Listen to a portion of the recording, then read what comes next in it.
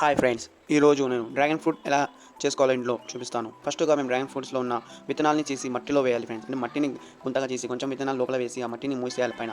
ఆ తర్వాత పైన కొంచెం వాటర్ పోయాలి. లేకుంటే కొంచెం ఏమైనా మందు అనేది కూడా చల్లవాలి ఫ్రెండ్స్. ఒక రోజుకి, 2 రోజుకి అది కొంచెం షేప్‌లా మారుతది లోపల. తర్వాత దాని చిన్న చిన్న మెల్లమెల్లగా రోజు కొద్దీ దాని నుంచి లోపల నుంచి మొక్కలనేవి వస్తుంటాయి ఫ్రెండ్స్. అది చూస్తున్నారా వీడియోలో? అట్లా మొక్కలనేవి వస్తుంటాయి ఫ్రెండ్స్.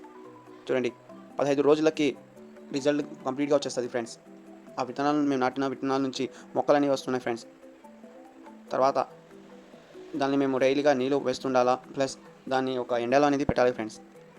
ఎండ, నీళ్ళు అనేది చెట్లకి తొందరగా బాగా రిజల్ట్ అనేది వస్తది ఫ్రెండ్స్.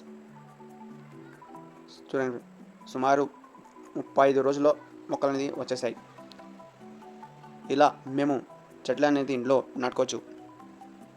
మా యొక్క వీడియో నచ్చితే లైక్ చేయండి అండ్ మన ఛానల్ని సబ్స్క్రైబ్ చేసుకోండి.